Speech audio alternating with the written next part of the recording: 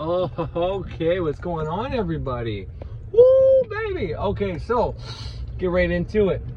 I have an episode that I made a while back. Gnostic knowledge, demons, archons, and so on. And you might have saw the picture. Now, I don't know if the views have changed yet, but when I looked at it last night, it was at like 600 and some views. I was like, wow, doing pretty good. And like my next video after that is at 147 views, something like that. Now I had some other videos that had more views with some, one that comes to mind is the one I have with the Greek doctor talking.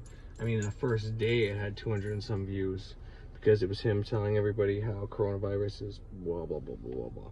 But that obviously got pulled off. And so did some of my other videos that were doing really good. They were controversial, so they got pulled off. But nonetheless, so I opened it up today to show, to take a look at it. So, because I was thinking about doing a part 2. And when I say part 2, what I mean is I'm going to do a redo of this video with the knowledge that I have now and expand on some of the ideas and or change some of the things I talked about or said in there that may no longer be accurate. But anyways, when I pull it up, it says 666 for the views, and I thought that was just too funny and coincidental to show. Because anybody watching me right now who believes in 666 mark of the beast shit, are gonna be like, this guy's devil, he's a demon, and that's fine. I don't need you listening to this, because please don't think this the wrong way, but you are swine. As far as I'm concerned, in my reality, there is no devil, there's no Satan. Is there adversaries? Yeah. Is there potentially entities and thought forms of a baneful nature? Yeah. But we create all that. It's us humans that create those shits. We're creating all the evil that there is in this world. There's no spiritual being out there that wasn't created by anything else fucking with us. Everything that's fucking with us is us. So I'm guessing you saw the picture if you're watching this video right now. That shows that I have 666 views. I mean, I'm sure that's more now, but I mean, it's fucking cool. This might be one of my first videos that ever hits 1,000 views, which would be pretty sick. Now, that being said, if you combined everybody who's listened to it on my podcast, it's definitely been this episode itself has definitely been watched or heard at least 1,000 times. But nonetheless, I think it's pretty fucking cool. Still very much very far from partner status for YouTube, and with all my content on here that is kind of ripped off from other people, I don't know if I'll ever actually get partner status, but nonetheless, doesn't matter. So there's a few things I talked about in there on this episode that I want to go over. And this specific episode here is a part 2.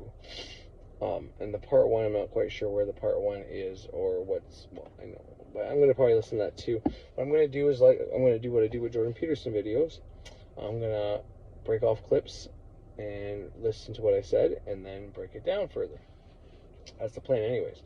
But as of right now, there's one thing I remember saying was, and I was giving an example about somebody making a pact with a devil for their soul, or with a demon for their soul.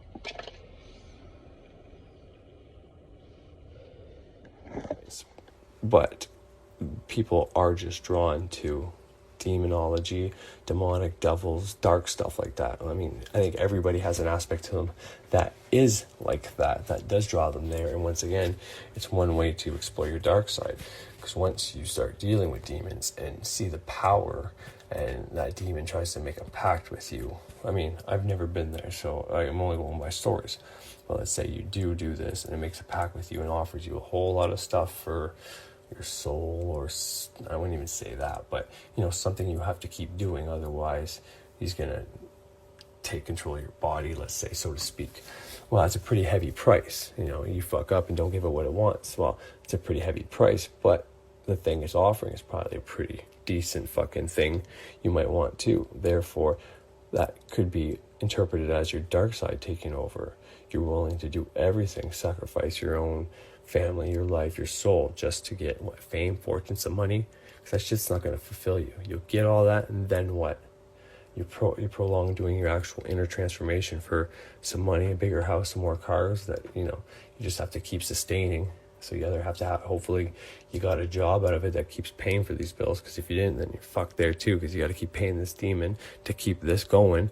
Otherwise you lose it all, plus you got to keep paying your bills. So to me, it's not worth it. But that's a good way to, test yourself to see if you're as dark as you might be, or if, whenever given the option to do something dark, if you can rise above it and, have that potential to do that darkness, but choose not to, which is big on the whole shadow, dark side, shadow work shit Jung talked about and most New Agers talk about.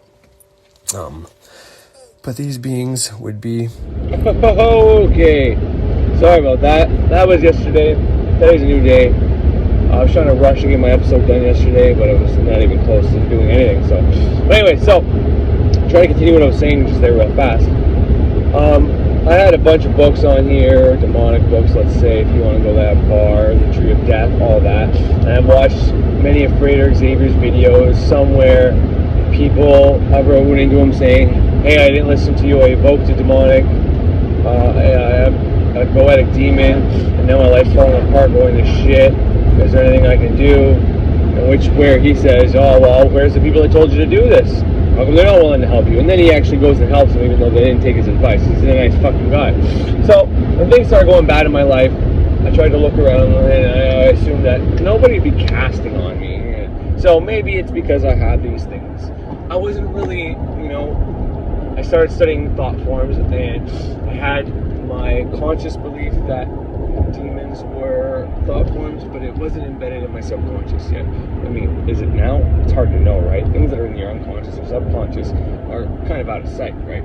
You have to really drill them in there, and you can start saying maybe they are in there at a certain point, and then, you look to God that you're fucking right.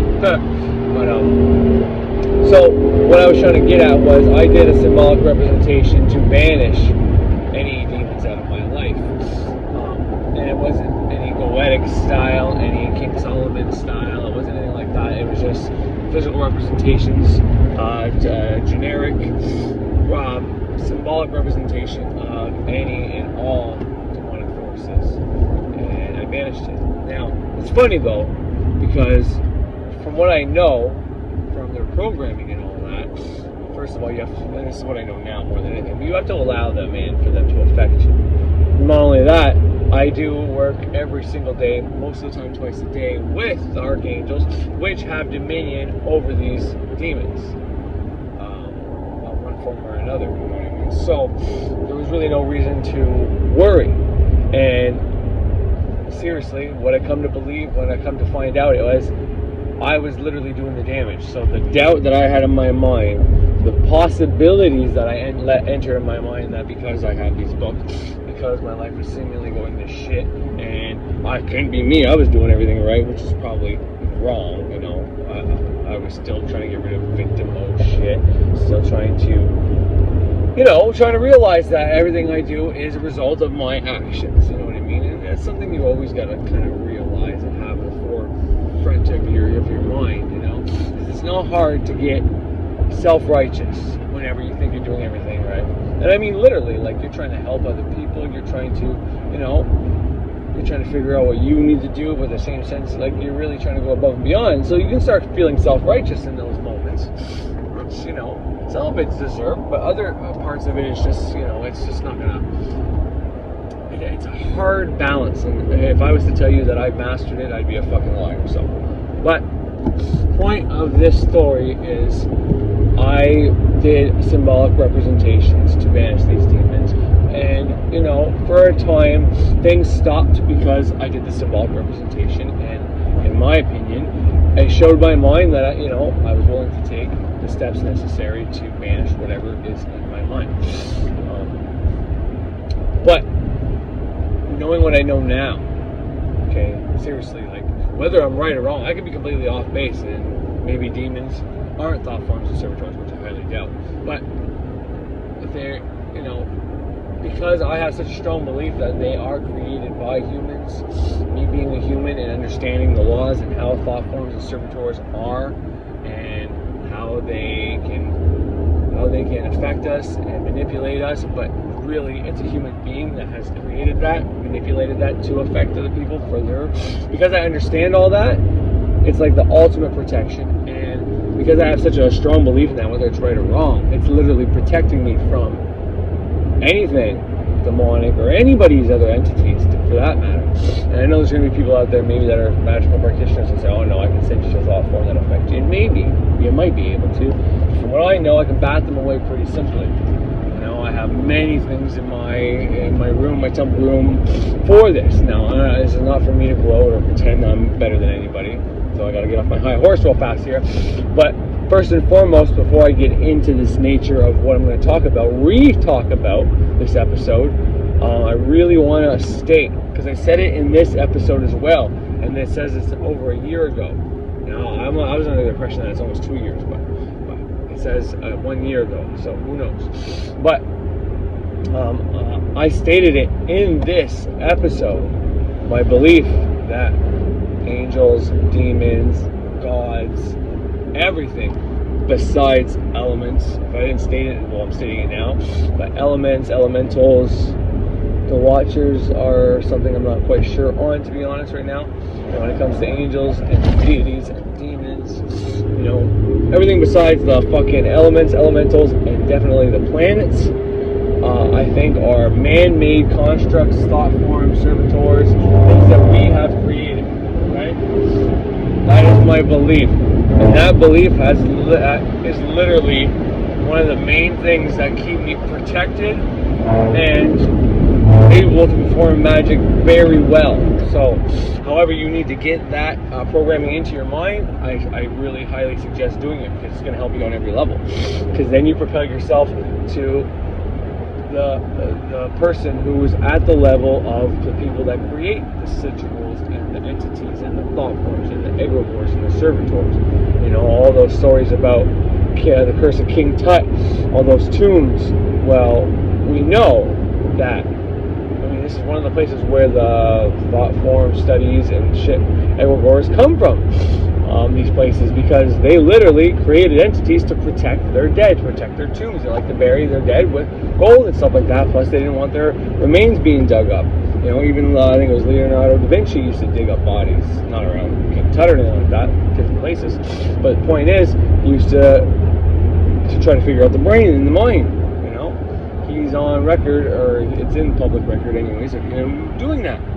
So, but anyways, we know that these people created thought form servitors that affect people. Now, there's writings on the walls and stuff like that. That gets in the person's subconscious, right? And you can make the argument that, well, just them saying that this thing's been protected by spirits could get in the person's mind, whatever. Yes, but honestly, the sigils and the symbols of the actual entities they created on those fucking walls are what are affecting the people's mind. They created a thought form. That thought form has something it feeds off of, probably their fear. So what's it going to do? It's going to scare them to get their fear to feed off of it. And because basically what's going to happen, it's going to be there starving until people come around. So when someone comes around, it's going to do everything in its power, as strong as possible, to scare that fucker so it can feed, because it hasn't been eaten in a while. Okay? Its home is that tomb. Its job, its secondary job, all that shit is there. Might have a kill code, but whoever died and didn't leave the kill code to anybody else, or the retire code, well, it's dead with them. So this thought form is just there, and if it gets enough energy, if people go there enough, then it can conjure up enough energy to break from its programming and evolve into something, and potentially even leave there. Okay, these are the laws of egregores, servitors, and thought forms. So this is just explaining what happens at the tomb of King Tut, for example, or any of these old Indian burial sites, okay? This is what they did. Now, there's many things I gotta get through, and I'm gonna try to connect it to working with demons and all that, but one of the main rules you need to know when you're working with a servitor is to never give it an actual physical link to your body. So, you make this thought form, and you bring it into being through microcosmic orbit and or middle pillar, that electricity, that energy through your ritual. That's the energy you put into this being to bring it to life. But you can do anything you want. You can leave a sympathetic link, your hair, your fingernails, whatever. But I was told by many people that I've learned how to do this process from, to never leave a sympathetic link with your thought forms or servitor, because there's a distinction there. This is something you've created that you're in charge of, that you have to kill off. Once again, you don't take care of it, it can evolve or to fuck you up, and everything returns to its original source. But I don't know, and I don't know how you can prove this, but things can get fucked up when you leave them a part of your body, because when it's time for them to die or you to die, because you guys are connected by a physical link and not just mind, magic, spiritual, ether, astral, because you're not just connected, because that thing is something in the astral realm that can affect this realm, that is an unseen force, that when people's minds come close, it can affect their minds. It can't hurt the person, but it can do things to make that person so scared that they hurt themselves. That's what these things can do. That's the nature of it. If you give it something that grounds it in the physical, then it gets kind of iffy. So just don't ever do that. Now this is something I want to tie into demonic goetics. Once again, don't practice. I don't have a sword of King Solomon to banish away demons. I know a hell of a lot about it, as much as you can with theory and watching and talking and learning from other people. But I only take people for so far at their word, right? But what I'm trying to get at is what I said about the pacts. Maybe you evoke this demon and this demon wants you to make a pact.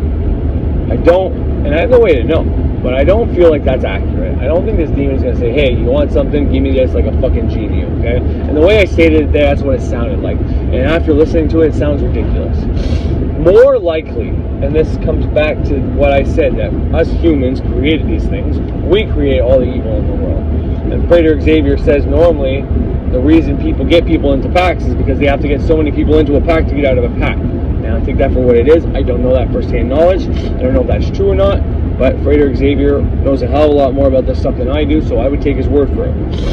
Now, so if we take that idea that people get other people into pacts, and people make books about, hey, you want fame, you want fortune, you want to be a star, you want money, evoke this demonic fucking force, say you'll give it whatever you want to give it, whatever it is you're going to trade with it, and then you'll get what you get. And maybe they're the ones that say your soul, give me your blood, make so-and-so trade, whatever the case is, okay? And that gets you into the pack, and because they got you into the pack, it's one less person they got to get into a pack for them to get out of the pack, right? It's one of these triangle schemes, basically. And I'm not saying this is accurate, I'm just saying this is what I think, and this is what's coming to me from where things come to me from.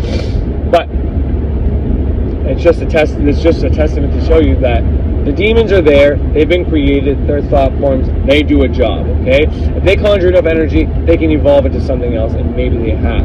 Maybe they used to be gods, and they were changed to demons. Now, I'm of the belief that there are the straight-up demons, and then there are deities that have been turned into demons, okay?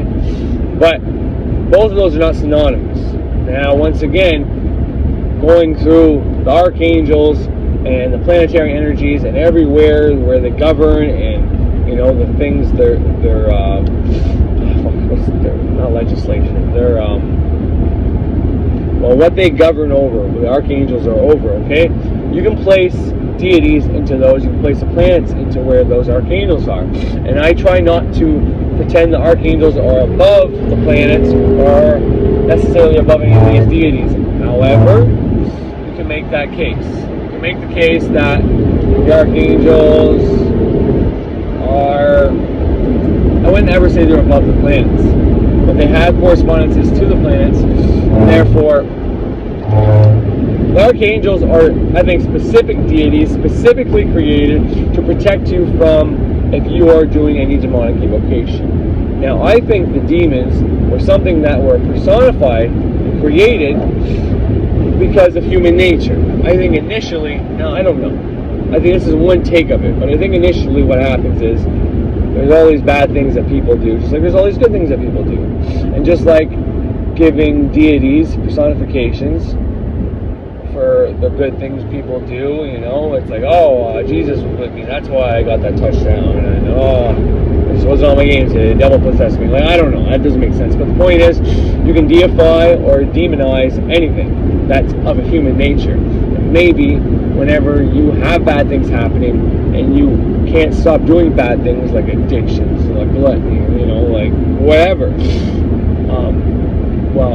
instead of having to give that a symbolic representation and banish out of your life, you can just evoke that demonic force and get it to fuck off, and or call on the archangel that governs that part of your life to help you banish that out of your life and invoke the opposite. Now this is the use of you using the archangels or the demons, and this is why there's not necessarily a need to go to demonic evocation to get the demons to knock off their stuff, or to even get information from them, because you can evoke other things, parts of you, speak to parts of you through either via meditation or even just doing the other ways of scrying and all that. But instead of using a demon, you can use anything that's perceived as a life force. Now this is not to go against anybody who likes talking to demons and using demon evocation. I think if you do everything right, you're okay, and I think there's a lot of important things that can come from it. So don't get that twisted. I'm not trying to say it's bad. What I'm trying to do is anybody who thinks that's the route they gotta go because their magic hasn't taken off yet, I'm just trying to give them all the information before they fucking go ahead and do something that may get them in trouble. Because seriously, what I worry about, go ahead. What I worry about is people like me, okay? I had this fear in the back of my fucking mind that, holy fuck, man. I had the fear in the back of my mind that I might have an attachment to me and might be able to be corrupted by demons because of the books and things I was looking into and just being in magic in general. And things started to go to hell. And I'm pretty positive that I gave that the power, and not that it was something done to me or something that was released. And now more than ever, that I truly believe that actually is in fact the fucking case, from everything that I've known and studied over that year since this episode. So I don't want people to get into this and then be scared and then get all fucked up. Because the truth is, they could do it successfully as long as they're not frightened by it. Once they're frightened by it or scared, then, or think that's the worst has happened, well, then it's going to happen. So try to give all information, but I'm going pretty long just on this one idea, and it's not all I want to talk about. I want to get into Gnosticism, knowledge, maybe Gnosis a little bit, which is completely different, definitely the Archons, demons, and all that. But I do need to wrap this up and get to the point what I'm trying to get at. So when it comes to making pacts with these things, it's not the demon necessarily telling you to make the pact with it. It's you doing the same ritual over and over again until you either get a response and or don't get the response. But you do it so many times that you do a symbolic representation, ceremony, ritual. Yeah, I always say ceremonial magic is the shortcut to getting something in your subconscious. That you can use affirmations, but it's the long route that, you know, a sigil works, but it normally happens when you least expect it, kind of thing. But that ceremonial magic is a shortcut because you are the symbolic representation. You are doing the fucking ritual itself. You are now embodying you are putting energy into it, using your physical body, putting it into the astral, so it's just faster. So anytime you do a ritual, whatever that ritual is, you are performing magic, and you don't necessarily need the 20 some odd days to make it a habit to get in your subconscious. You are avoiding all those rules, all those steps. So you're doing a ceremony to talk to a demon, to have faith, and giving it your blood. You're telling it you're going to give it your soul. You can have your soul whenever you're done with it, whatever the case is. Which, you got to understand something about that. Your soul is not really yours to give. You have it, in my opinion anyways. I think I got this idea from EA Poetic, to be honest. Not sure. But your soul is yours, and you use it, and it'll help you know things. And, there's what we don't know about our soul, that etheric, spiritual part of us. You fill many books. Like, I can fill, like, I don't even know how many fucking gigs, but, like, whatever's bigger than a gig, like, times, like, a billion, that much data storage you can fill, But the point is, for us to say you can have our soul, I mean, it's a risky thing, because who knows what happens to our soul, right? And if you make that promise, and then in the next life, your soul wants to go reincarnate, but it can't because you promised it to this lesser spirit that's way lesser than you, that you have the authority to command and control. It's just silly. just silly. I wouldn't do it. But nonetheless, even that being said, I don't think it's something you can actually give. I don't think it's something you can actually, you have the authority to give your soul. You have the authority over these demons. But I don't think you have the authority over your soul to be able to give this demon your soul. Now, I don't know. I mean, obviously people have been saying this and doing this for quite a while. So, they don't know more than me. It just seems, it doesn't seem likely that we would be able to give up our soul for something in this lifetime, to this lesser spirit. But, in all honesty, if that's something you're thinking about, I want you to think about this. This demon is a lesser spirit that you can't command and control. The Archangels were put there potentially to control these guys, to summon them so these things can affect you because they were created, they were put in our realm, however, and maybe we can't delete them or banish them, so this is the alternative, creating, maybe we can create entities, but maybe we ultimately can't banish them when other people create them and those people are gone now. Who knows? Maybe there is a key. This is what I said a long time ago in an episode, that if I knew how to banish away all the demons and set them free, and I don't mean free on society to cause havoc, I mean so that they're not locked and bound there just to cause us harm, I would totally do that. I would totally go and just release them from their programming that everybody's programmed them into, and, you know, retire them, kill them off, and this way they're no longer there fucking up humanity. But as long as there's books about devils, demons, and programming, and people believing in it, they're always going to exist. But the main thing you can do to avoid the worry of having a demon fuck up your life, now once again, I don't know, but it's just my speculation that demons are not, they are created things, and they negate, you know, people are going to say like demons are way worse than spirits, entities, and they're strong. It's like, yeah, but they've been collecting energy from people for forever, for such a fucking long time. There's no doubt in my mind they've evolved, but at the base level of it, it's still a fucking thought form, and you can still command that fucking thought form. That's the whole point of knowing the things I know about poetic evocation, is if all else fails and I'm wrong about the true nature of these things, well, I know what to fucking do.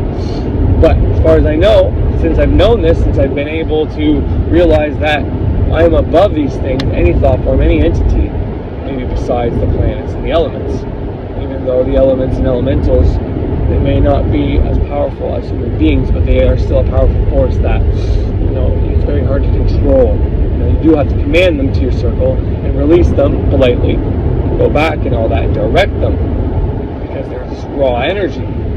But, you know, it's not like an entity. But anyways, that's quite a bit to take in there. My point was to close off some ideas here. The main point of everything I just said was basically to point out that you can start learning and understanding everybody's thought forms and how everything might be that, then you are going to be ahead of the game and don't have to worry about demonic evocation and Archons, all this shit. I'm telling you, there's no doubt in my mind. I don't like using absolutes, something I like reverse, but there's no doubt in my mind that these things are all created things from human beings. Once again, we create all the good and the evil in this world. There's no gods, there's no devils, there's no adversaries doing it. I mean, we create adversaries, and that's what these things are. These things are created adversaries. That's one of the links and the things that I liked about Monsters Inc. that I think really pointed it out well. These monsters are in another realm, scaring people, right? Getting their energy from them, but they don't know why they do it. And then after they're done, they just go out, they eat supper, they're in their own little fucking world. And then finally, when someone talks to one of them, they find out the true nature of it. You can go and look at people that have talked to demons. And some of these demons are quite nice and quite cordial, and you can talk to them and they're very, very polite and all that. But it doesn't mean sometimes they won't trick you, they won't be rude to you, they won't be mean to you, some of them are downright nasty. Why is that? Because they're programmed. They're programmed for specific things. Now, once you can get beyond that programming and have a conversation, and, you know, when they realize that they can't affect you because of whatever, or they're still trying to affect you and they're trying to be nice to you, doesn't mean they can't tell you things in the process. They will. And it's kind of like that if you ever watch Monsters Inc., it takes that little girl home, they're both frightened the shit of her, but then they come to like them, get along with her, they don't want to see her go, but eventually she has to go. These are entities from another realm. Entities from another realm that are programmed to do a task. They are scanning humankind, but it comes down to it, they really don't want to interact with us because they don't even know why. You know what I mean? So that's one of the things I really liked about that movie, was that it really shows you that these thought forms, these entities, these demons, whatever they are just simply programmed to do a job. They're not this evil that was put here by anything. These are all just stories created, and the more you believe in these stories that were created to explain these things in these weird, fucked up ways, the more you're creating that as a possibility, or you're creating the entities that so-called created these things. But it was just human beings using their imaginations and emotions and turning these things into real fucking things. You know, if you want to do this process, there's a lengthy process to do it. But some people have stronger and easier abilities to put their emotion into a thought and create a fucking thought form. Alright, before we go any further, let's do a little recap on what I said about Monsters Inc. in my podcast originally. There are a couple 2-minute clip there. And then I'll prepare to do this as a job, but in the movie Monsters Inc., which was the first one, and Monster University was, I guess, the second one, but the prequel, so it predates it. So the monsters are scaring kids to get screams, which, you know, after the kid screams, it registers because they have this portal, which is like a doorway they go through, and there's this cartridge attached to that, and it goes all the way up with red, and it's basically from their fear. They're collecting fear, which is one of the 2 main emotions that we use in magic to bring things into being. And so the reason why this made sense to me, which I'll elaborate later probably with what I wrote, but even Infinite Waters talks about Archons and how they create situations to make us scared and feed off our energy. He's one of the, maybe not the first person, but probably one of the first persons I heard mention the actual name Archons instead of just talking about entities, negative, low vibration energies, whatever.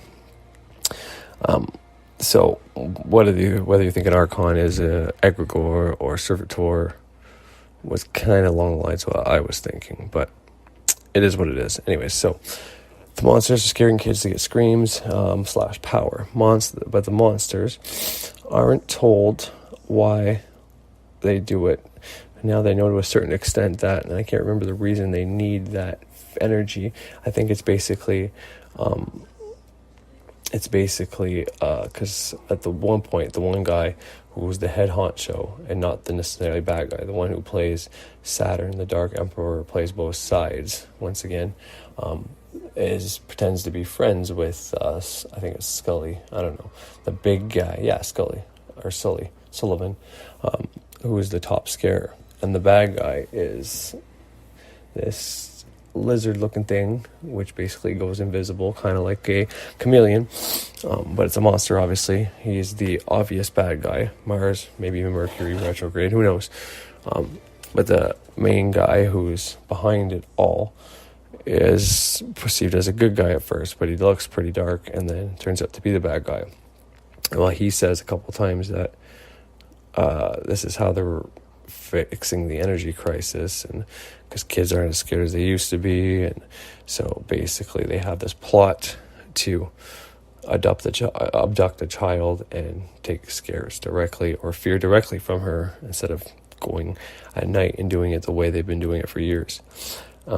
But the monsters, like I said, don't actually know why this is how they get that fear. They know they need that fear to survive, and it's just something they do, just kind of like 9-to-5 grind, programming, whatever. You know, you go to work, you pay bills, gas up your car. Well, for them, this is what they do. Anyways, but it's like akin to the energy, their electricity, let's say, their energy grid, gasoline, fossil fuels, whatever you want to call it. All right, so the monsters are told to not touch the kids, because the kids with one touch can kill them. So these monsters are going there and scaring these children to get fear as basically electricity, energy. So they're going in there intentionally scaring these kids, getting their fear.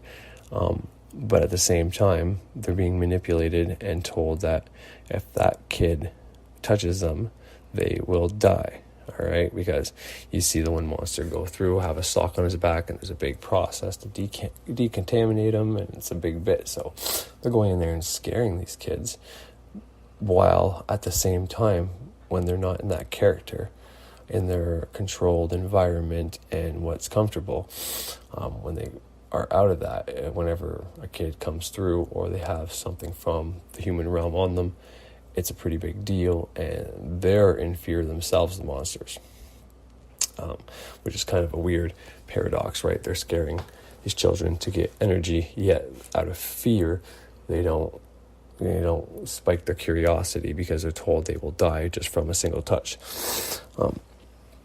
So they're told that the kids would kill them, and they are touched.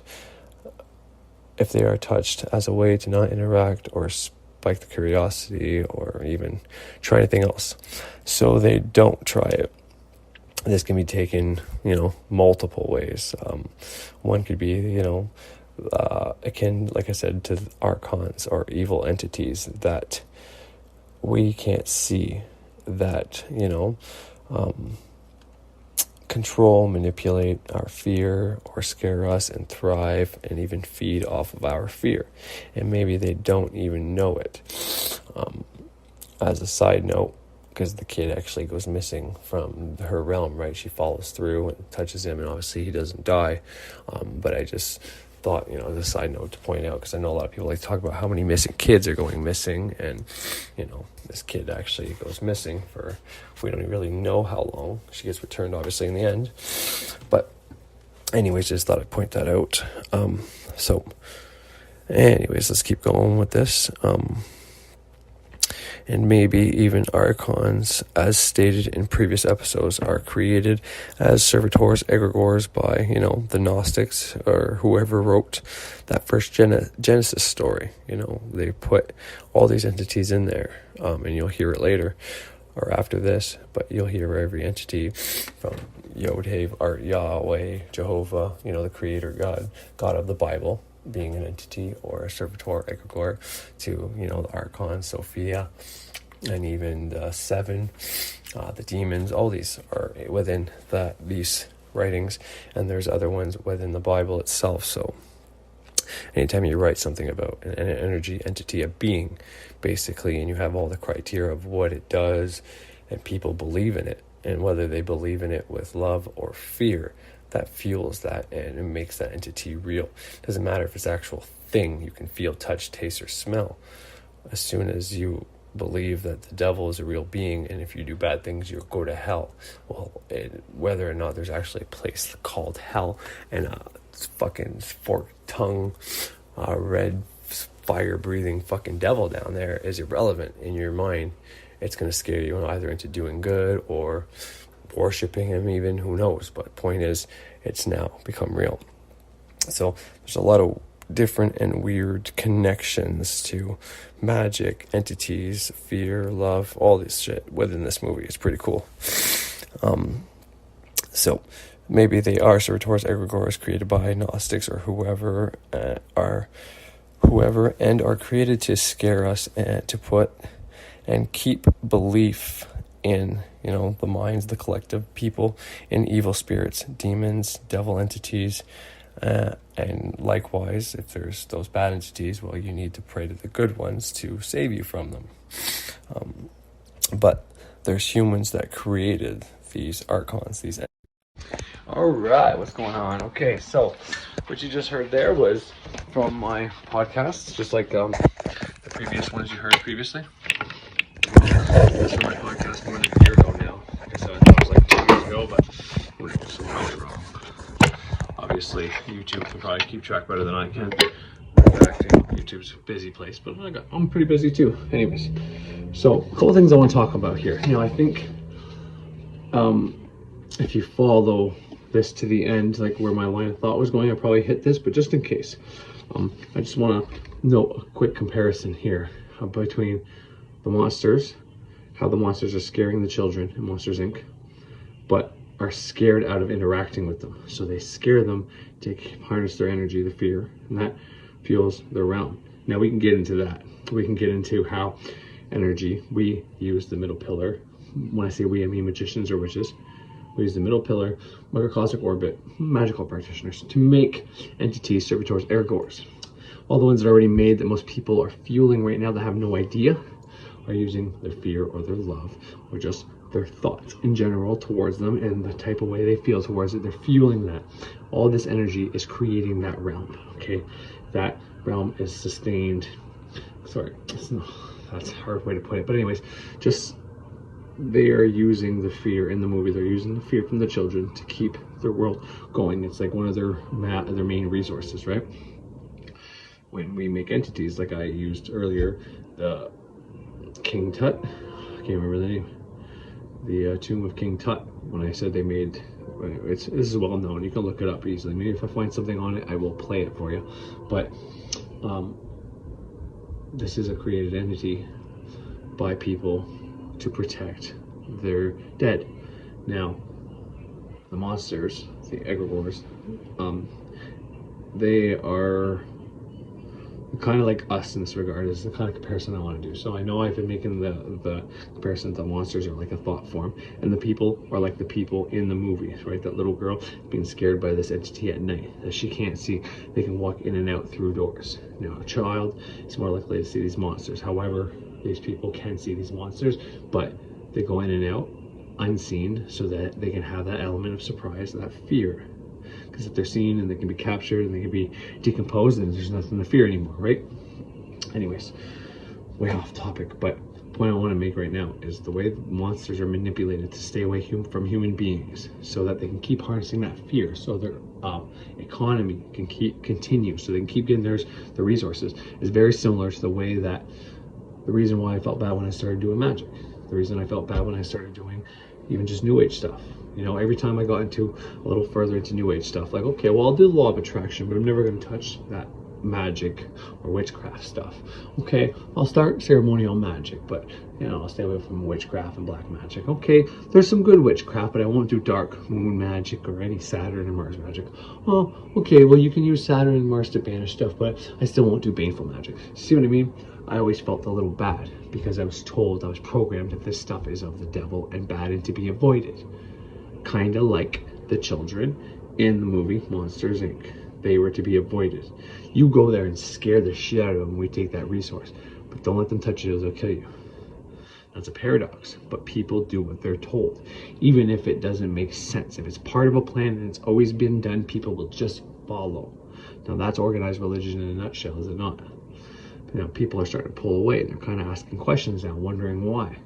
What's going on? And if this being in this book is so powerful and has made these floods and all this shit, why hasn't this happened? This is where the nihilism has happened in the 1800s and 1900s. This is why we had world wars, because people realized there was no God coming, so let's believe in our country. But then when you start believing in people that have both evil and good within them, well, if they are not striving to be good for the good of their place, okay? I'm not saying just to do good things just to be good and let people shit on you. That's stupid. But what I'm saying is to try to strive to do the best things that's the good for your house. See, right now, for my family, what's good for my family might not be good for someone else's family. You know what I mean? If there's something going on and I have to protect my family, even though it means breaking a law, well, that's what's good for my family in that moment, even though it may not be good based on society, is kind of what I'm saying. But anyways, point I just wanted to point out here was that we are told to stay further away from magic and the demons and the angels and maybe not the angels, but you pray to these things and they will do their thing for you. Now, using the archangels in the way I use them might be to a priest or a Christian might look like black magic, might look like devil worship. And then they have their heads completely spun if they watch somebody like E.A. Koenig, you know, who's actively and, you know, pronounces himself as a dark magician and says he calls on the dark forces. You know, I've said it many times already that I haven't done demonic evocation yet. And why is that? I know all about it and I could start practicing it. I need a few more things before I started because I'm very well versed in the theory, but I've never done it. And that's part of the reason. First of all, I don't need to necessarily, because I'm being able to support my family and manifest the things I want and work my way through this world as I need to right now. So there's really no need for me to go and evoke a demon. Now, that's not me asking for a demon to come and pop up and do something, which, once again, there's no need to worry about that. There's no need to worry about unseen forces just fucking with you for no reason, unless you invite them in. Once again, all I wanted to point out here was the correlation between people staying away from stuff like dark magic or magic in general or sorcery or witchcraft or all that stuff because it's of the devil. You know what I mean? They tell us to stay away from it, and people just do and take their word for it. But then when people actually go in and they're curious and they dive into these mysteries, they find out there's nothing to fear. That was used just to manipulate us, just like it was in this movie, because it found out at the end that love, laughter, more or less, that was when the kid laughed, was way more powerful than the fear. Way more powerful. Way more energy. And that's how the movie evolved. They were able to make these kids laugh instead of crying, instead of being scared. And it fueled everything. Everybody worked in coordination, worked together, blah, blah, blah, blah, happy ending. But it's a beautiful story and movie, and it's archetypal in the weirdest way. You know, yes, you have these hero stories, and you have the plots, and you have the characters, and you have the protagonists, and you have all the main things that a good story needs. But it's archetypal in the sense of our society. Like, why would this speak to people? Why would this matter? Why, you know? And you know, the main thing that shoots out at you when you first think about the story in the archetypal way, and the archetypal way, is kids, people as children are scared of what's in the dark, what's in the night. And if you listen to someone like Jordan Peterson, he's going to tell you the kids aren't stupid. They're scared of the darkness. They don't know what's in the darkness. Parent comes in and says, okay, what are you scared of? Okay, let's go take a look. Okay, there's nothing to fear. They calm their child down, and he'll say that's okay. But he's like, there is something to be scared, to fear in that darkness, in that unknown, in the dark. There are things to fear. And he's not wrong. There is things to fear in that dark. And that's one of the main archetypal stories. It's like, oh, this is an excuse for what happens to children. Why are children so afraid of the dark? Why is there this intuitional feeling that when the lights go off, it's scary? And it's because, well, when the moon's out, that's the unconscious, well, the subconscious. That's the subconscious mind. That's the astral. That's the other realm. It's dark because everything's not lit up. We can't see in between space as well. You know, when I turn off this light, it just looks black. It looks like there's no walls here. I'm gonna run into stuff, right? If I start walking around. Yeah.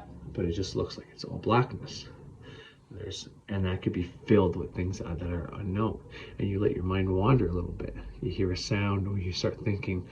It's just, if you're someone who's not scared of anything, sit yourself on your bed and start imagining that there's a monster in the corner. And see how long it takes you to get the fuck up and turn on that light. I bet you it wouldn't take you very long. And that's your imagination. Your mind can make things so real. Now, does that mean they're really there? Or is that just fake? Well, it's a bit of both in my experience. Because that thing wasn't there until you invited it in. And that's the main thing I'm trying to get across here. The minute you invite these things in, you start looking into them. You dive into this stuff, the demons and all these stories, and you want to learn more about it. And then you're inviting the possibility for these kind of things to happen. Now, if you're drawn to that, that's not your fault, and that's okay. There's nothing wrong with that, because I was too. But the problem is when you start listening to somebody tell you without a doubt that demons are there and they're going to do this unless you do this, blah, blah, blah, blah, blah. And I'm here to say that simple rituals that we do in ceremonial magic will keep you free from all that bullshit. You won't need to worry. And studying how thought forms and egregores are, and you start seeing how they're programmed, and you start looking in history and all the different entities that have been created by other people, and different things like the tomb of King Tut and all this shit, you'll start seeing the parallels. Like, it'll come crystal clear exactly what the God of the Bible and other gods and deities, exactly what they fucking are. I have no doubt in my mind. It happened for me, it'll happen for you, it's happened for many people. And anybody who hasn't gotten there yet, it's okay, you'll be there soon. Just be patient, it'll come. But take these things one step at a time. But in a sense, all magic, all the magic we do is basically creating these entities, these forms of thought. We have this statement of something you want to manifest. Well, that's a form of thought because you can say it, you can put it in a spell, you can act it out in a ritual, you put your emotion into it, you make it real, you're using action, you know, you're moving around, you know, you're being passionate about it, right? You're turning that thing, that idea, that thing you want to manifest into a form of thought, a thought form. And it will go out there and affect everybody's minds and it will manifest in your life. Now, does that mean it's like a being, like some spirit you see on a movie? No. Does that mean I know what the fuck that is? No, of course. Oops. Alright, sorry about that. I got cut off, but yeah, so what I'm saying, I'm not trying to say like the magic that we perform, we create a being every time. But we are manipulating a type of energy that we can't see. Okay. Now, when we create an actual thought form, when we create an actual thought form, this is why the thought form process it works, is because you're defining it. I can't say this is why it works so well, but in my estimations, it's because you're defining it. You're actually giving it a body, giving it a look, okay, constructing it. And the whole time you construct it, whenever you make the thought form, you make it look like something specific, you know, depending if it's something that's supposed to affect people. Maybe it's to make your YouTube channel more popular. So maybe it's going to be like a computer itself. Its head's going to be the monitor, and you know, it's going to have a keyboard, and then maybe the mouse for one hand, and then, you know, whatever. You make it, the hard drive's the body, and then speakers for the hands, maybe for the ears, or whatever the case is. If it's some kind of warrior to protect you, you're going to make it look like a Rambo motherfucker, or something like that. But you're going to put energy into all that, and put energy into his look, and you're going to write what his programming is and all that. So it's a little more defined, and this is why thought forms is a long process, but it really works well because you're literally creating like an ethereal, a spiritual being to go do stuff for you. And that's what people have done with these deities that I'm talking about. They've given it forms, you know. People don't necessarily describe God, but there's a certain picture when you think about God of the Bible, if you've read about it. And maybe even if you haven't been taught about it, like in Catholic school like I have, you still have some kind of idea that comes to your mind when you think about that. And that's because that's been constructed somewhere. And that's what the being looks like to most people. It's pretty striking if you ask a lot of people to write down a picture or describe what they think God looks like, and a lot of attributes would be similar. But the point I'm just trying to get at here was all magic is a type of thought form, and sometimes it's literally just energy you're sending out there. You're trying to get rid of something and put something into your realm, but by visualizing it, you already having the thing, you know, you're affecting the field of energy, whatever you want to call that. Okay, it's basically the merriment between the physical and the astral, plus with your energy in the middle, manipulating it, telling it where to go, basically. But all that's just to say that all magic is thought forms, and one of the best things you can do when you get into magic, once you start, you know, evolving and getting higher and higher, is to study thought forms, because it's really going to illuminate everything for you, and it makes everything so much, not simpler, because none of this is simple, but it makes things a lot more easier to understand. I mean, like the goddess of philosophy, or the goddess of wisdom, Sophia, is philosophy. So every time I study philosophy, I'm basically sacrificing to the goddess of wisdom, Sophia, to my time to learn her secrets. You know what I mean? It's like almost like taking on that deity. You know? But anyways, I'm gonna play two little clips from the beginning of Monsters Inc. right now, just so for anybody out there who hasn't seen it, kind of know what the fuck I'm talking about. And then I'm going to get into a little bit more,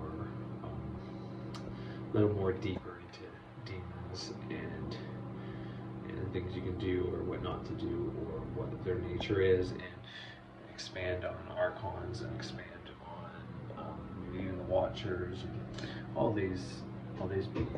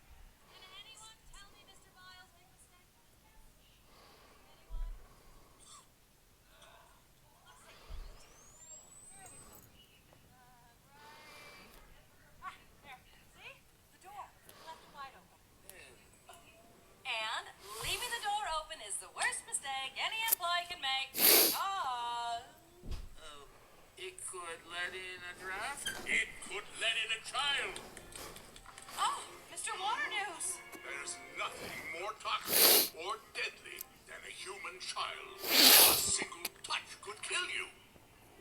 Leave a door open and a child could walk right into this factory, right into the monster world. I won't go in the kid's room. You can't make me. You're going in there because we need this.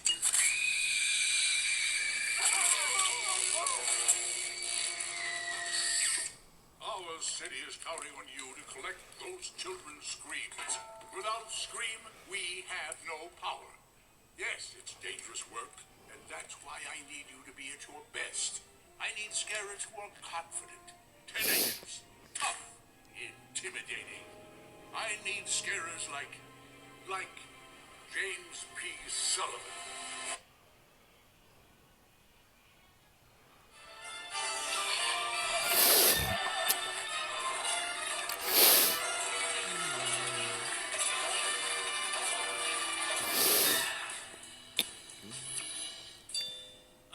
People, Eastern Seaboard coming online. We got scarers coming out.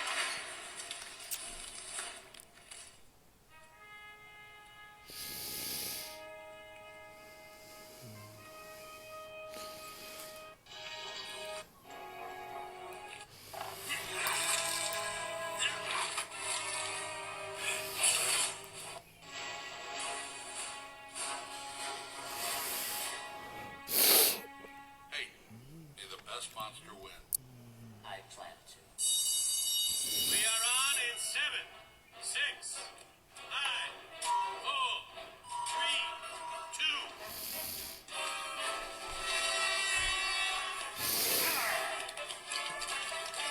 Bush, a big hairy bush.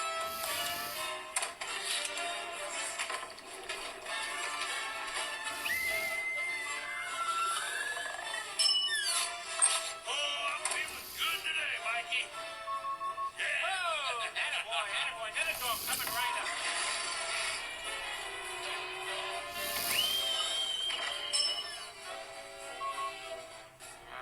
You're still behind, Randall. You know, maybe I should realign the screen intake. Just get me another door. The door, yes, door.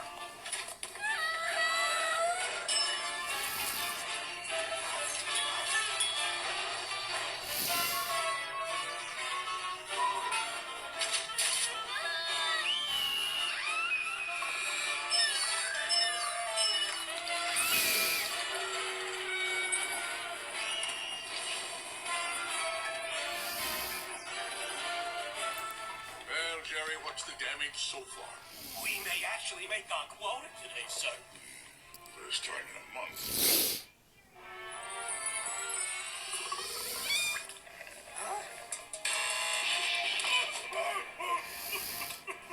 What happened? The kid almost touched me. She got this close to me. She wasn't scared of you? She was only 6. I could have been dead. I could have died. Keep it together, man. Hey, we got a dead door over here. Oh, we're coming on in. Look out. Out of the way. Excuse us. We've lost 58 doors this week, sir. Oh, kids these days. They just don't get scared like they used to. What a rip.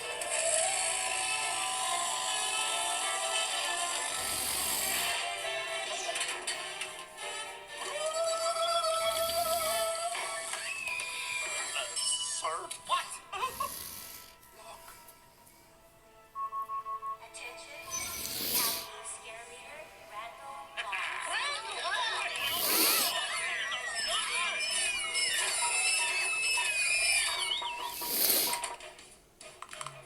Slumber party. Never mind.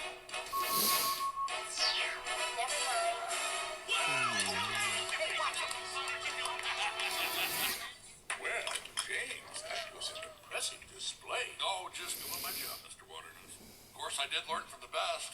If I don't see a new door in my station in 5 seconds, I will personally put you through the shredder! Hey, Wazowski, nice job. Those numbers are pretty sweet. Are they? You know, I hadn't even noticed. And how is Georgie doing? He's doing great. I love working with that big guy. Keep the doors coming, Charlie. I'm on a roll today. George and I are like brothers. 2319! We have a 2319!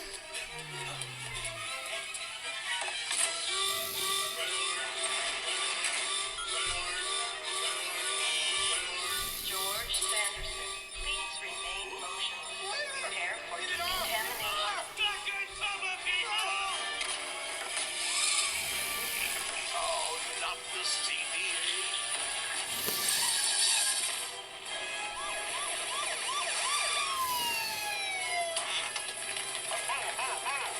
Coming through, please. Clear the contaminated area. Rocket, the area clear. Coming through, watch yourself. Stand back. Careful.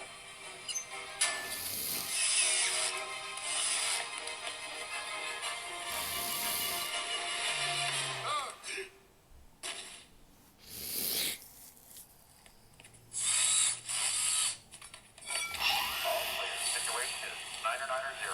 Ready for decon. Hey, thanks, guys. That was a close one. Okay.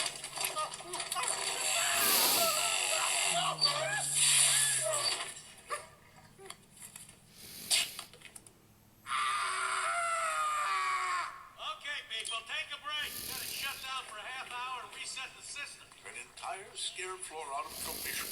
What else could go wrong? What a day. We're just going through a rough time, sir. Everyone knows you're going to get us through it. Tell that to the board of directors. James, this company's been in my family for 3 generations. I would do anything to keep it from going under. So would I, sir. Say, I could use your help with something. Anything, sir. You see, we've hired some new scare recruits, and frankly, they're inexperienced. They stink. I thought maybe you might come by tomorrow and give them a demonstration. Show them what it takes to be a top scarer, huh? I'll start out with the old water noose jump and growl. Oh, yeah, now that's my boy. All right, woo! What's going on? All right, on the road again. On the road again. Let me get the shades on. All right, can you hear me? All right. So, I was gonna play a clip from my video to help me spark some ideas, but the last thing I was speaking about was how these entities, these demons, these egregores, these Thoughtforms, these gods, devils, Satan, these things were created entities in a book, okay? Now, this doesn't change anything, like when I do my candle on Saturday, me putting Satan on there for Saturn, it doesn't change anything. I use that. I use these things to my benefit. I command these things. This is what I told you. I pay respect, homage, give offerings, but I command these things. This is how you do it. This is the quid pro quo. This is the exchange. This is how you barter and deal with these forces. But I am in command of these forces. Now, that being said, Catholic Church, let's just get right into it. The Catholic Church has told you about Jesus and God, and the devil, Satan, and these demons. Okay? I have told you many times that I think somewhere down the line something got lost in translation, blah, blah, blah, blah, blah. This book was about us. Doesn't matter. Maybe it was never meant to be about us. Maybe they literally, really always believed about God. Maybe it never... Alright, sorry about that. Wife fucking interrupted me. God, I was on my rant too. It was getting good too. Anyways, so I said a few times that this book, the Bible, is about us. Alright, sorry about that. Again, Jesus. So we have one lifetime to figure everything out. So the point of this book, there's many points to it, but it's to help you deal with shit. You read the stories, and yes, your priest, your pastor, your church, your school is going to tell you what to believe and how to believe it. Fuck all that shit. Throw that shit out. Become depolarized. See things from a new eyes. Empty your fucking cup. All the bullshit that you've already believed, and look at it from this fucking subjective point of view, and see what this thing can teach you. From there, you can learn how to deal, how life is going to be. There's so many scenarios that could play out. There's all these archetypal events that are going to play out in your life. You're going to figure out very fast that, holy fuck, okay? Yeah, this book was written a long time ago, even though it's not that long when you compare it to some other traditions. But nonetheless, the people had different ways to speak about things. So there might be some things that are hard to deal with. But nonetheless, this book is about us. It's to help you. It's an archetypal fucking blah, blah, blah. And that's one of many things I can say about it. Now, at some point, that God was supposed to be us, and it got changed into an actual being somewhere. Thus, created the thought form of God. The same thing happened with these demons somewhere down the line. No doubt in my mind. You can say that's your belief, and say, well, that's my belief. That's what I believe. So, try to have these demons do whatever the fuck you want to me. They ain't gonna work. I don't believe in it. I'm higher than them. I can control them. Doesn't mean I'm not gonna be an asshole to them. I know they're within me. Just because something is a created entity or a thought form doesn't mean that it's still not part of me. You know what I mean? Like, when you talk about archetypal stories, it's very tough. So the archetype and the thought form and the egregore and the demon and the angel are not different. They're very similar in very many ways, but they're not all the same thing. So, obviously we know the difference between a demon and an angel, but in a certain sense, they're exactly the same thing, just at a different degree. The angels are the benevolent, angelic, spiritual force. The demon is the demonic spiritual force. They're both spiritual forces, one of a negative, one of a positive polarity. Okay? Some people like working with the demons. Some people like working with the angels. Some people don't want to work with either one of them. Some people think one's bad, one's good. Some people think, you know what I mean? It doesn't matter. They're the same fucking thing, okay? Archetypes. Depending on what kind of archetype you're talking about. Depending on what kind of force you're talking about. Depending on what kind of emotion and deity you're talking about. So, for example, you're hungry, okay? You can consider that a type of archetype, but it's not really. It's definitely a type of emotion, but it's not the same kind of emotion that's been personified, like Venus, for example. The goddess of love, when you're in love, or passion, or rage, or anger, or jealousy, or envy, or you're being two-faced, or you're being the benevolent king, and you don't know when too much is enough, or you're smothering somebody, or you're scared to lose somebody, or, you know, these are emotions that we know that have been personified, and there's stories, and these are archetypal stories. But then there's these other forces that take hold of you. It's like when you're hungry, you need to eat. Once you're done eating, boom. Like, for example, there's more people that get sent to jail before lunchtime when the judge is seeing lunch, and there's less people that get sent to jail after lunch when lunch. Same amount of people, same, give or take, relatively same fucking charges, you know, spread out throughout the day. So someone who's my daughter, my youngest daughter, man, she's crabby. If she's hungry, she's fucking crabby as shit. That takes over, and it wants to eat. And if you're not giving it food, and you don't know that it's hungry, she's hungry, then everything that happens is going to be the end of the world, fucked right up. Give her food and everything's okay. That's a type of archetypal force, okay? These things have been personified, okay? Now, what can happen? Sometimes you want to eat too much. Sometimes all you want to do is fucking eat. This could be a demon. This could be an archetype. This could be a deity. You know, the benevolent king. Aspect of Jupiter. And it can also be the demon prince Gluttony, or whatever the case is. I forget his name. But point is, these things aren't that fucking different. They're just different ways of talking about similar things that we don't understand because we can't see anger. We can't see hunger. We can't see thirsty. We can't see horny. We feel them. So how do you talk about something you feel that you don't taste, touch, see, or smell? So, taste or hear. Okay? Because even that, you hear something, but you can't see it. You know, my voice right now, you don't even know what the fuck I'm talking. I mean, really, it looks like this, and you don't even know what I'm talking about. You hear something. You know what I mean? Point is, when you feel something, how the fuck do you talk about it? How do you explain it? Well, you put it in the Bible, and you give the stories to people so they can kind of go through it, so then maybe you can evolve a bit, because you learn from these stories and say, okay, when this happens, I try not to do this. Well, the first time, I fucked up. I wasn't able to. These forces were too strong. Well, next time maybe I'll be better at it, and then maybe some evolution starts finally happening. Nonetheless, the point I'm trying to get at is eventually these demons, just like the gods or the God of the Bible, all this shit, it was turned into a real being somewhere. And demons are these beings somewhere, some elusive force, or they're in hell with Lucifer, or their addictions, or their bad decisions, or it's like all of the above. Even though them being in hell or real things aren't accurate, but they are, because they are real things.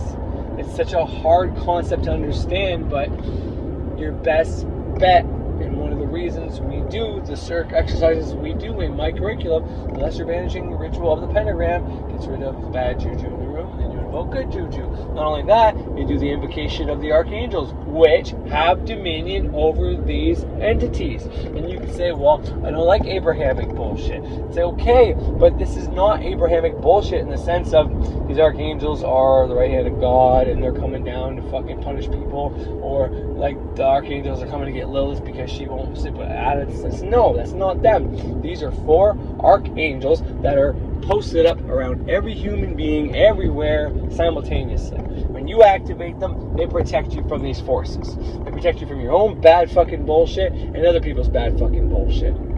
And you can be disattracted. How do you say that? Unattracted? No. You can not want to use them because of your aversion to religion and Christianity, and that's fine. I get it. Find some other way to use it, I guess. But these ways work best because it's the oldest one written down. It's this big elaborate thing that was really probably intellectual, absolutely. And maybe if you don't believe in it, you're okay. And who knows? But I'm just saying, it's just one way to do it, okay?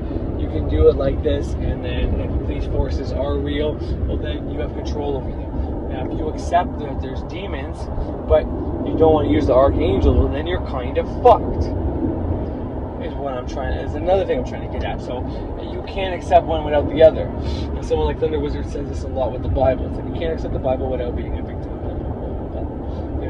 And it's like, well, I don't know. I seem to disagree with that. But when it comes to demons, especially if they're specific demons, but when it comes to these demons, if you're going to accept these demons and say that they're real, well, it's part of this big system that incorporates these angels. So if you're not going to use these angels as protection against these demons, then you're leaving yourself wide open. That's kind of what I'm saying. So, once again, I said this previous too. I'm of the belief that if you don't believe in this, then you are also protected from it. Ignorance is bliss. And here's the thing, someone who's a very hardcore Christian, okay, they're in their own little Christian bubble. They believe what they believe, and I couldn't talk them out of it. And from within their reality and their world, they're going to have the evidence of what they believe is real, because that's how powerful belief systems are. Now, once in a while, if you can crack that just slightly and try to say, okay, maybe you'll give you the benefit of the doubt. My beliefs are pretty strong to give the benefit of the doubt. If someone is able to give you some overwhelming evidence, then you can start to lose your belief, and that's how it happens. But it's a hard thing to do, especially as someone who's been routinely programmed like that, let's say. But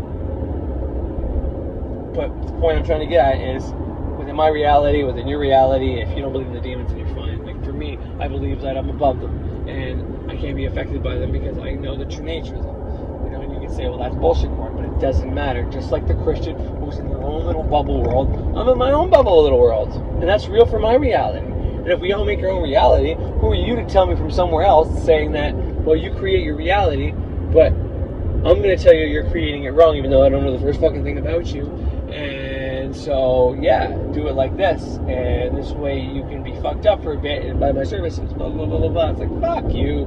Don't tell me I create my reality and then tell me I'm not creating my reality correctly. I know how I'm creating my reality. Like, go fuck yourself.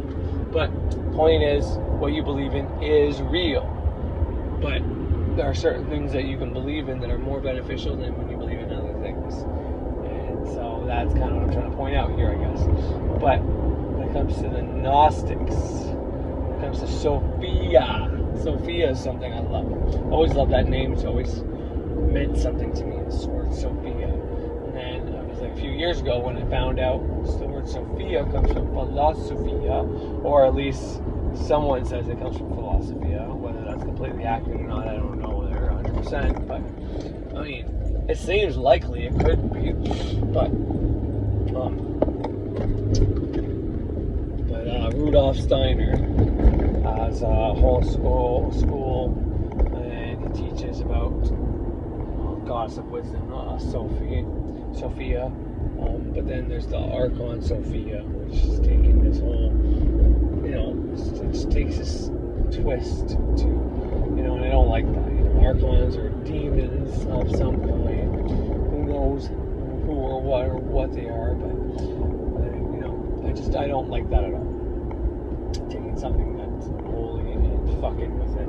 Now, what are the Archons? Well, I don't fucking know. Now, I made the distinction in a few episodes, a long fucking ass time ago now, a couple hours ago, I'd say, but like archangels, right? Noah's dad, Enoch. Okay, Enochian magic deals with archangels. It's where this system comes from. The whole system I'm talking about. The invocation of the archangels to protect you from the goetic demons, okay? The tablets, the elemental tablets with all these gods' names on it and demons' names on it and shit like that, okay? This is Enochian magic. Enochian, Enoch, get it? Enoch became an archangel. Became Archangel Metatron, okay? What are the Archons? I don't know. Are they the Anunnaki? Anunnaki? Anunnaki means, well, there's a few definitions, but one of them is like angel. It really means that. So, there's a lot of connection there. And I don't think the Archons are demons. I think they're fake. I think they're just made up entities once again. But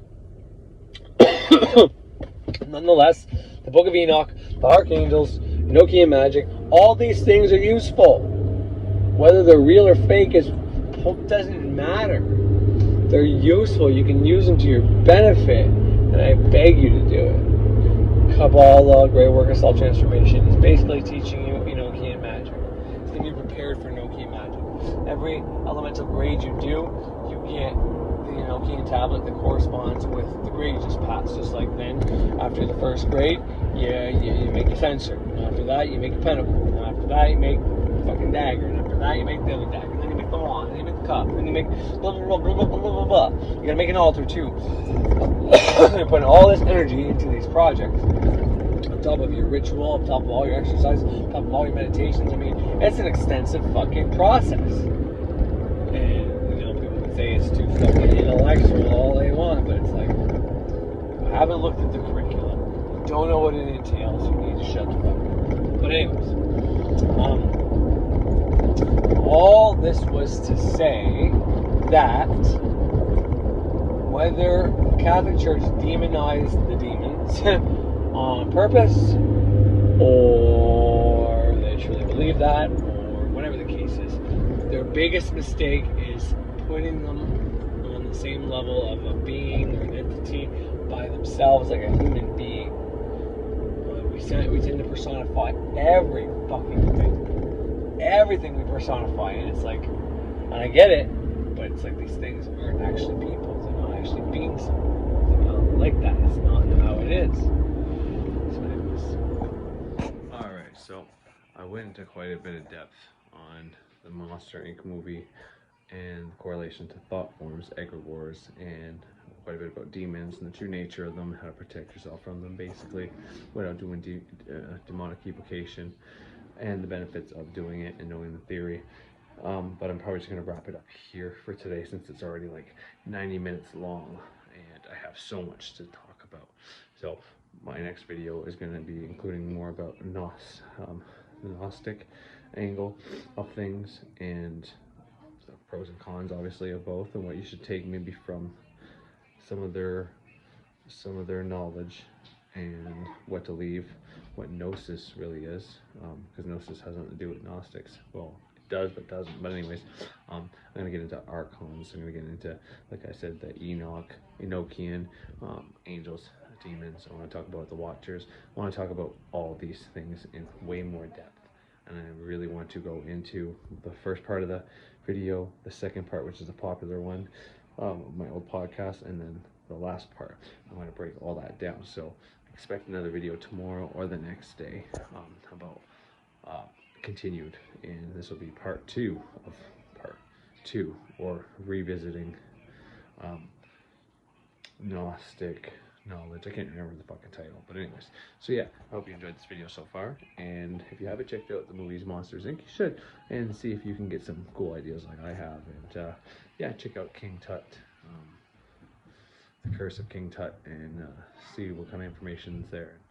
Yeah, go from there. Anyways, but yeah, I'll try to my best. Anyways, I can't swear anything because tomorrow's Thursday and my kids are gone for a while, so me and my wife have our little night on Thursdays there. But I'm gonna try to, on the way to and from work tomorrow, get my video at least mostly recorded, come home and just add what the add-ons I need to add on, and then I'll have the rest of this shit for you. So yeah, but once again, first, the last thing I really need to do is thank everybody, because, you know, at the time of making this, it was 666 views. Well, when I first started making this video, not now. I think now it's at 675 views, which is pretty sick. And I really gotta say, that kind of shit really floors me, because it's like, it's a video of a podcast. You know what I mean? It's a video of a podcast. It's literally just audio. Yet it's got 675 views now. It's amazing. It's by far my most popular video.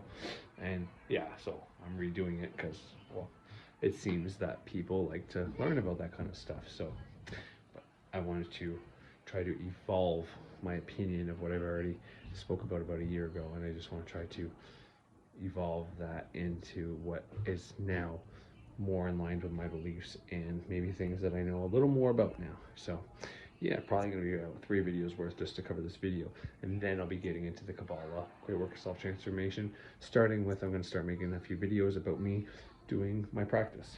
Literally, I'm not a big fan of people doing ritual videos, but I've done about a week's worth of candles and putting up different protections in my room and different marker and writing and carving and amulets and wards and everything up in my temple room. Because one thing people got to realize is, when you put anything on the internet, for example, all my videos have my house or my car in the background. Well, if someone wants to do sympathetic magic, they can take a screenshot of my video when I'm in my house, like for now, and they can use that as a sympathetic link to me to do magic. So I'm going to try to teach, at the risk of giving some people some fucked up ideas, and so they can use that as a sympathetic link to try to hex or curse me.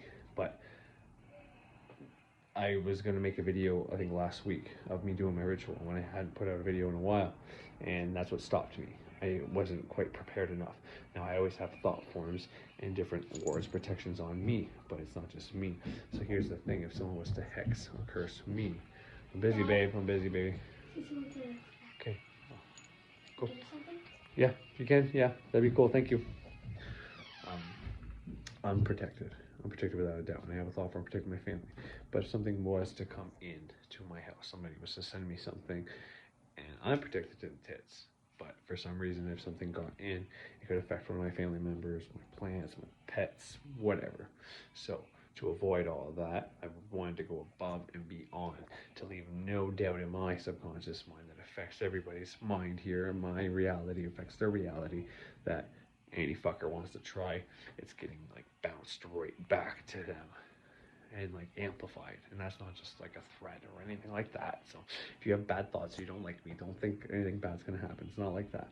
But just a thought to anybody out there who puts out videos of doing rituals and stuff like that.